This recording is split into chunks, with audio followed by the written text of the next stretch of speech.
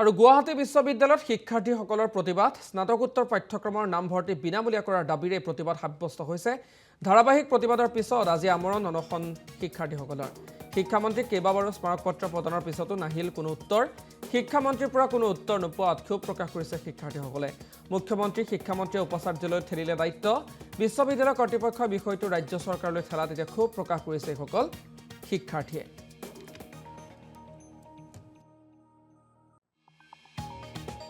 আমি প্ৰতিবাদৰ ওপৰত প্ৰতিবাদ কৰি আহি আছো ৩টা বছৰ হ'ল আজিৰ দিনটোলৈকে। কিন্তু গুৱাহাটী বিশ্ববিদ্যালয় কৰ্তৃপক্ষৰ ফালৰ পৰাই হওক বা অসম চৰকাৰৰ ফালৰ পৰাই হওক আমি কোনো ধৰণৰ প্ৰত্যুত্তৰ পোৱা নাই। আৰু ছাত্ৰ ছাত্ৰী এয়া হৈছে প্ৰাপ্য। এডুকেশ্যন ল'বলৈ যদি আমি হাজাৰ টকা যদি দি পঢ়ি থাকিব লগা হৈছে আৰু এট দ্য চেম টাইম অন্য এখন মহাবিদ্যালয় হওক বা বিশ্ববিদ্যালয় হওক সেই একেটা এডুকেশ্যন চিষ্টেমতে আপোনাৰ বহুত যদি মাচুল দি থাকিব লগা হৈছে তেন্তে আমাৰ ষ্টুডেণ্টছখিনিয়ে ইয়াত ডিছক্ৰিমিনেশ্যন ফিল কৰিছে। আচলতে এয়াই খুব আমাৰ কাৰণে এটা বিড়ম্বনা, কাৰণ শিক্ষা, স্বাস্থ্য, খোৱা পানী এয়া আমি বিনামূলীয়াকৈ পাব লাগে আৰু চৰকাৰেও আমাক বিনামূলীয়াকৈ দিয়াৰে প্ৰতিশ্ৰুতি কৰে। কিন্তু বৰ্তমান সময়ত আমি গুৱাহাটী বিশ্ববিদ্যালয়ৰ দৰে এখন চৰকাৰী বিশ্ববিদ্যালয়ত শিক্ষা গ্ৰহণ কৰি আছোঁ যদিও কিন্তু অত্যাধিক মাচুল প্ৰদান কৰিহে আমি শিক্ষা গ্ৰহণ কৰি আছোঁ। আৰু এয়াই আমাৰ বিড়ম্বনা। আমি যদি অসমবাসীক প্ৰথমে আৰু গুৱাহাটী বিশ্ববিদ্যালয়ত শিক্ষাৰ্থীসকলৰ প্ৰতিবাদ স্নাতকোত্তৰ পাঠ্যক্ৰমৰ নামভৰ্তি বিনামূলীয়া কৰাৰ দাবীৰে প্ৰতিবাদ সাব্যস্ত হৈছে। ধাৰাবাহিক প্ৰতিবাদৰ পিছত আজি আমৰণ অনশন শিক্ষাৰ্থীসকলৰ। শিক্ষামন্ত্ৰীক কেইবাবাৰো স্মাৰকপত্ৰ প্ৰদানৰ পিছতো নাহিল কোনো উত্তৰ। শিক্ষামন্ত্ৰীৰ পৰা কোনো উত্তৰ নোপোৱাত ক্ষোভ প্ৰকাশ কৰিছে শিক্ষাৰ্থীসকলে। মুখ্যমন্ত্ৰী শিক্ষামন্ত্ৰীয়ে উপাচাৰ্যলৈ ঠেলিলে দায়িত্ব। বিশ্ববিদ্যালয় কৰ্তৃপক্ষই বিষয়টো ৰাজ্য চৰকাৰলৈ ঠেলাত এতিয়া ক্ষোভ প্ৰকাশ কৰিছে এইসকল শিক্ষাৰ্থীয়ে।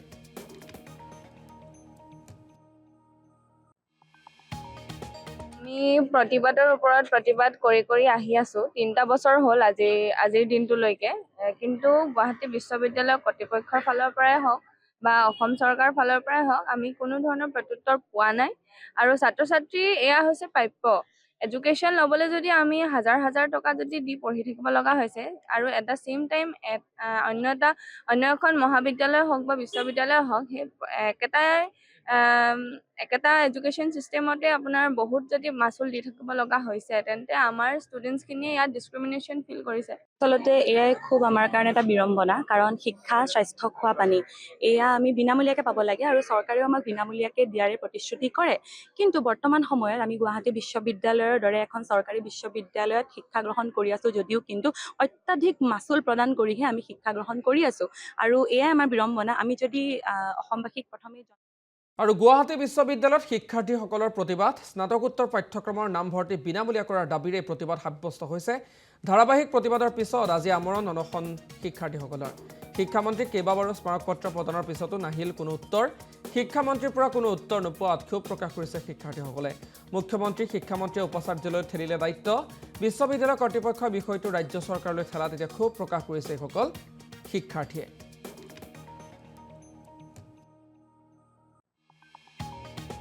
আমি প্ৰতিবাদৰ ওপৰত প্ৰতিবাদ কৰি আহি আছো ৩টা বছৰ হ'ল আজিৰ দিনটোলৈকে।